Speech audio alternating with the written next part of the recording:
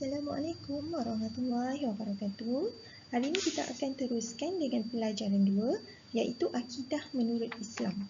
Baik, di dalam tajuk ini terdapat beberapa subtopik yang pelajar perlu fahami, perlu ingat. Okey, kita lihat dulu untuk subtopik 1.2.1 iaitu berkaitan dengan konsep akidah.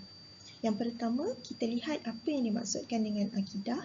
Akidah ialah keyakinan yang teguh terhadap kewujudan Allah Subhanahu Wa Taala serta sifat-sifat kesempurnaannya berdasarkan dalil nakli dan akli.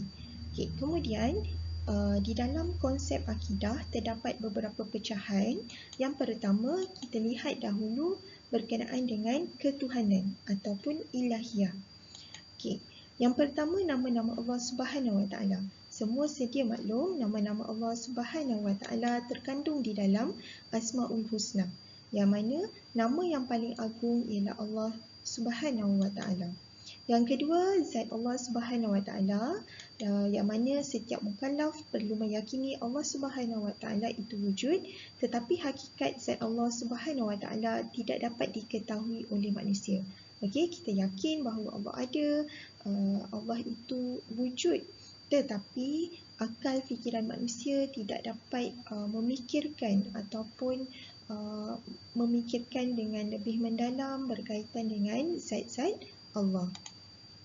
Yang ketiga, sifat-sifat Allah Subhanahu Wa Taala, yang mana Allah mempunyai 20 sifat wajib, 20 sifat mustahil dan juga satu sahaja sifat harus. Dan dalam ketuhanan ini kita lihat perbuatan Allah Subhanahu Wa Taala, yang mana perbuatan Allah Subhanahu Wa Taala adalah setiap perlakuan yang dilakukan olehnya dengan penuh kebijaksanaan berdasarkan kekuasaannya iaitu kudrat dan kehendaknya iaitu iradat. Okey. Baik, itu ketuhanan. Dalam konsep akidah juga kita ada kenabian dan kerasulan. Okay. Kita lihat apa yang ada dalam kenabian. Yang pertama, pelajar perlu tahu berkenaan dengan sifat-sifat wajib rasul, iaitu ada 4 sifat wajib rasul. Antaranya benar iaitu siddiq, amanah al-amanah, menyampaikan al-tabligh dan bijaksana iaitu al-fatanah. Ya. Okey, itu sifat wajib. Sifat mustahil pula adalah lawan bagi sifat wajib. Yang pertama, bohong iaitu al-kibs, pecah amanah iaitu al-khiyanah, menyembunyikan al-kitman dan bodoh iaitu al-baladah. Okey. Seterusnya adalah kitab-kitab yang diturunkan oleh Allah Subhanahu Wa Taala kepada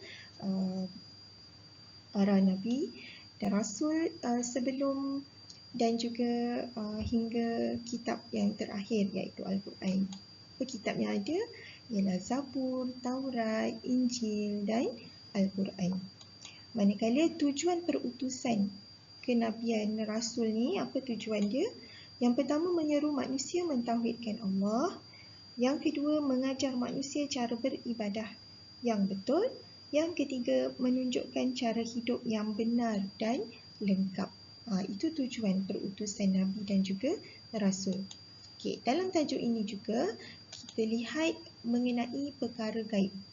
Okay, apa itu perkara gaib? Perkara yang tidak dapat dilihat dan tersembunyi serta tidak nampak pada pandangan mata kasar. Hanya diketahui oleh manusia melalui wahyu iaitu Al-Quran dan Al-Sunnah yang sahih. Manusia wajib percaya dan yakin akan kewujudan perkara gaib yang dikabarkan oleh para nabi dan rasul. Ya. Contoh perkara gaib seperti malaikat, syaitan, qada dan qadar serta hari kiamat. Okay. Itu di dalam subtopik konsep akidah. Ya, yang mana pelajar perlu tahu maksud akidah, kemudian pelajar perlu ingat berkenaan dengan ketuhanan, kenabian serta perkara gaib. Cikgu teruskan. Untuk 1.2.2 adalah amalan yang berkaitan dengan pegangan akidah. Kita lihat dulu pegangan akidah yang benar. Ada 4 di sini. Yang pertama, pegangan itu berasaskan tauhid. Okey. Yang kedua, bertepatan dengan Al-Quran dan As-Sunnah. Yang mana kita tahu akidah itu adalah satu pegangan bagi umat Islam, kan? Jangan sampai lari daripada akidah yang sebenar. Okey. Yang ketiga, berlandaskan ilmu, iman dan amal. Dan yang keempat adalah berpegang dengan dalil nakli dan juga dalil akli. Apa itu dalil nakli? Dalil nakli ini adalah dalil yang bersumberkan daripada nas Al-Quran dan Al-Sunnah. Manakala dalil akli ialah dalil yang lahir daripada akal yang sejahtera. Okay. Seterusnya, kita lihat amalan yang berkaitan dengan pegangan akidah. Kita dapat beberapa amalan, antaranya yang kita boleh lakukan, kan, untuk menguatkan lagi pegangan akidah kita adalah berdoa kepada Allah, iaitu berdoa ini adalah senjata kita sebagai seorang mukmin. Yakin bahawa Allah Subhanahu Wa Taala memperkenankan doa orang yang bertakwa. Itu yang pertama. Yang kedua, berzikir mengingati Allah. Berzikir akan menenangkan jiwa orang beriman dan amalan berzikir amat disukai oleh Allah Subhanahu Wa Taala. Yang ketiga, bertawakal. Ini amalan yang kita boleh pegang, iaitu kita bertawakal. Tetapi bertawakal setelah berserah kepada Allah ini lepas kita berusaha dan berdoa. Berserah kepada Allah setelah berusaha dan berdoa. Yakin ketentuan baik daripada Allah Subhanahu Wa Taala. Yang keempat, bertaubat, iaitu memperbanyakkan istighfar, menyesal dan tidak mengulangi kesilapan yang telah dilakukan. Amalan yang kelima adalah mujahadah. Apa itu mujahadah? Iaitu satu sifat untuk kita berusaha bersungguh-sungguh melawan nafsu, meningkatkan ibadah serta beroleh keredaan Allah Subhanahu Wa Taala. Dan amalan yang keenam adalah muhasabah, iaitu menilai kekurangan diri serta bertaubat atas kesilapan dan memperbaiki diri. Okey, ini adalah 6 amalan yang berkaitan dengan pegangan akidah yang kita boleh amalkan, ya, amalan yang kita boleh laksanakan.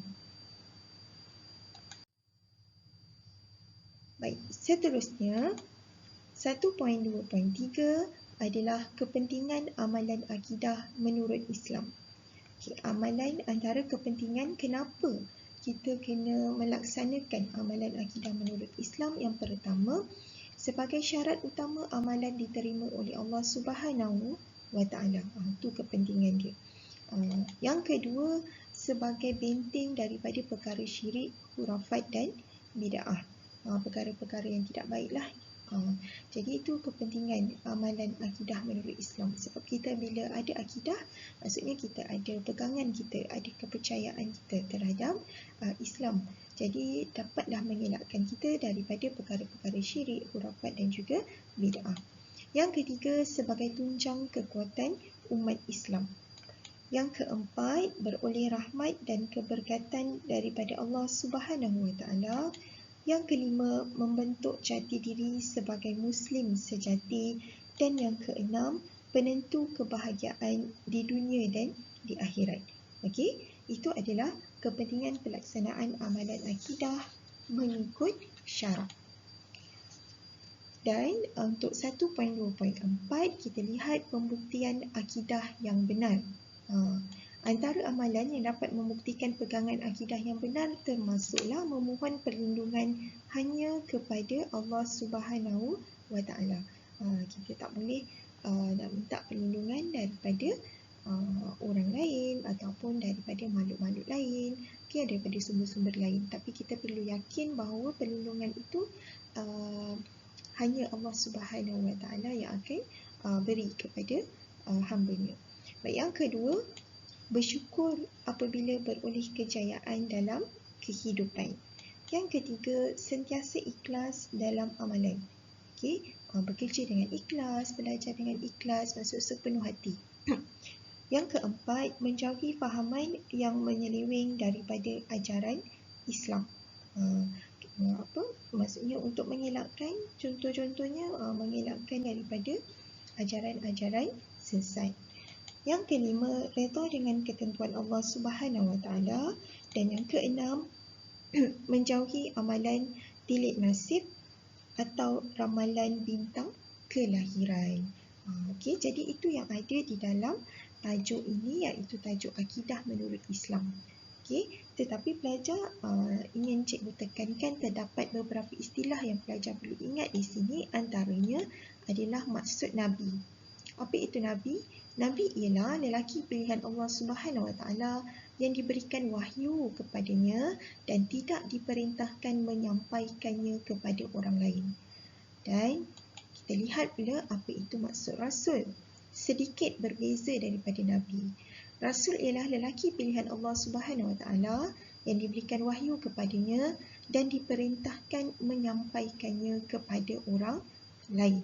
Okey, perbezaannya di sini adalah Nabi tidak diperintahkan untuk menyampaikan wahyu tadi kepada orang lain, tetapi Rasul perlu menyampaikannya kepada orang lain. Seterusnya, ingat berkenaan dengan dalil nakli. Apa maksud dalil nakli? Dalil yang bersumberkan nas Al-Quran dan Sunnah, manakala dalil akli ialah dalil yang lahir daripada akal yang sejahtera. Baik pelajar, itu saja untuk tajuk akidah menurut Islam. Sekian, insyaAllah kita akan jumpa lagi untuk tajuk yang seterusnya. Assalamualaikum warahmatullahi wabarakatuh.